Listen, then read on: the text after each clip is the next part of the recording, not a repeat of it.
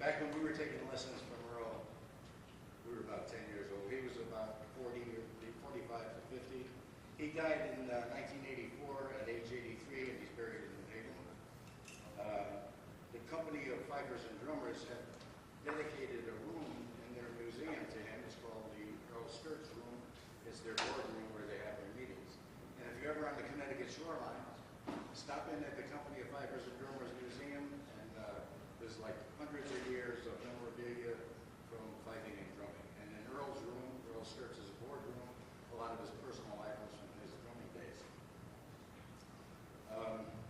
Before we play our first piece, The Rudimenter, which Earl wrote, I'd like to introduce some of the Linecraft members here today who were Sturts students. If you look closely at the drum line, the average age is about 102. If we take Connor out, it jumps up to 112. Linecraft has been in business since 1888, continuously, even through the Second World War, and Vietnam, and Korea. 1888 is 125 years ago, and I think some of the guys on the stage were charter members. First of all, I'd like to introduce Jim Lasky. Lasky was a Sturts student.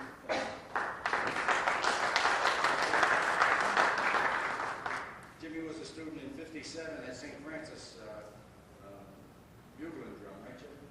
Bugle and drum in New Haven. He was a Sturts student from 46 to 57. And then after St. Francis, he took a little hiatus. He came to Linecraft in 1998. By the way, Jim still has his original lesson books from Sturts in his own handwriting.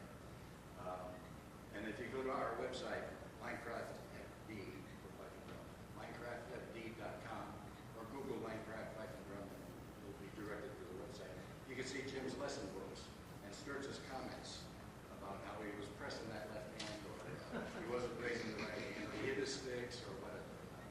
But all his comments about opening and closing rudiments and everything, Jim still has that. I can't find last week's newspaper, and he's got lesson books from 46. The script style of notation that Sturts used to teach us as kids, because he didn't have time to teach us to read music, but that script style is still used at Linecraft today. We still use the 7s and the Fs and stuff like that. So no comments about dinosaurs, all right? We still use that script. Jack McGuire. I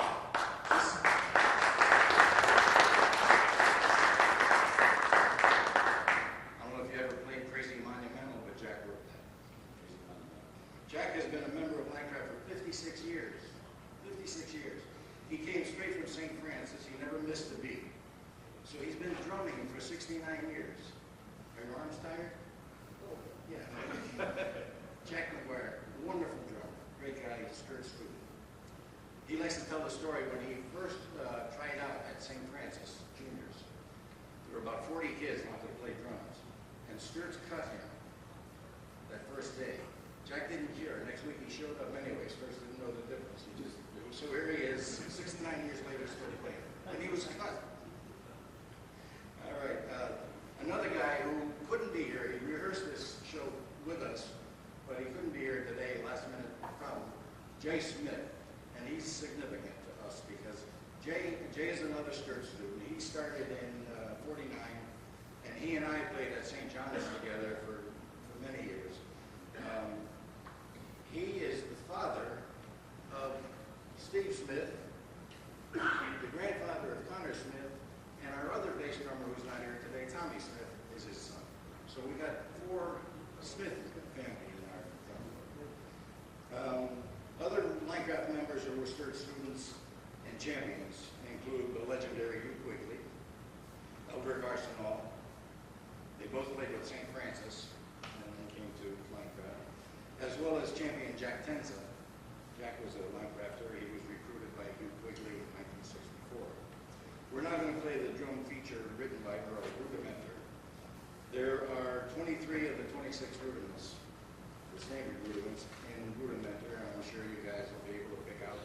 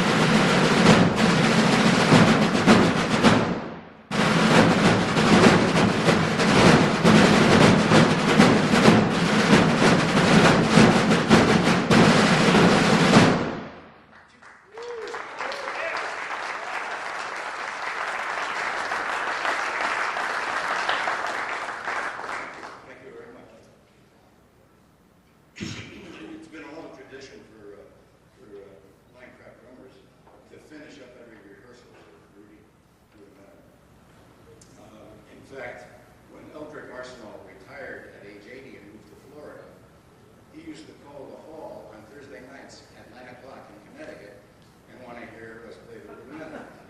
So we finally smartened up, we wouldn't tap off until the phone rang. And Eldrick called up to hear Rudy.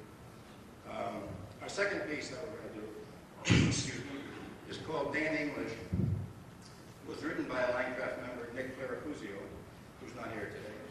And it's named for the champion Linecraft drummer, Dan English.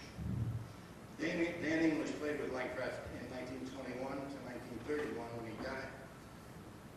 He died at a very young age. He was Connecticut State Champion for 4 years, National Champion in 1923, World Champion in 1925.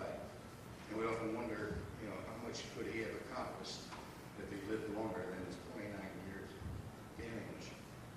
Along with Rudimentary, we used Dan English as a solo piece at Worcester's on stand. So we're going to do Dan English for you now.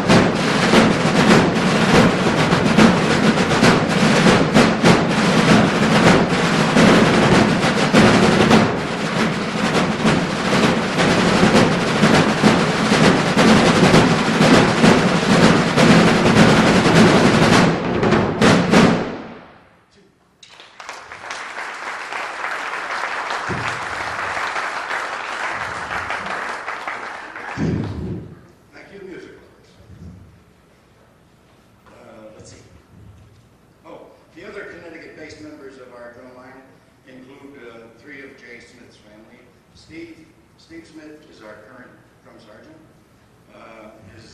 That's Jay's son. Tommy Smith, I said couldn't be here, is an excellent bass drummer. And his grandson Connor on bass drum. He's age 13, and my drumsticks are older than him. Hi, Connor. Also, on bass drum today is Dave Delancey, retired U.S. Army. That's the big guy. He's our all-purpose member of the Corps. When he's not playing bass drum, he's majoring or he's playing snare drum. Dave collaborated with Nick Claracuzio on that last piece we played, Dan English. Today we also have two of our geographically disadvantaged members who travel from Akron, Ohio and Glenmore, Pennsylvania to make most of our gigs in Connecticut. Bill Maley, raise your hand, Bill.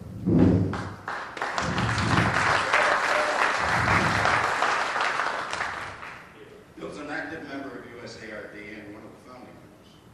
Bill is the only guy I know whose wife is still puzzled why he leaves for drum practice and shows up, comes back home 4 days later. As he comes down to Connecticut, he stays with me, and he does all the gigs possible that he can. From Pennsylvania, we have Glenn McCausland. And Glenn was Bill's student when Glenn was a teenager. That shows you how old I am. Yeah. Well, we know that. Anybody who was here at the USARD last year, Glenn and Bill did a tribute to Bill Reamer. They played the duo. Our final piece skirts. Consists of parts of two Landcraft traditional pieces of on-stand music. The drum solo from a medley we call Highland Laddie, and parts from the medley we call Sergeant O'Connor, and finally a short solo written by Earl Skirts called The Skirts to the Fore. Here's Landcraft's tribute to Earl Skirts.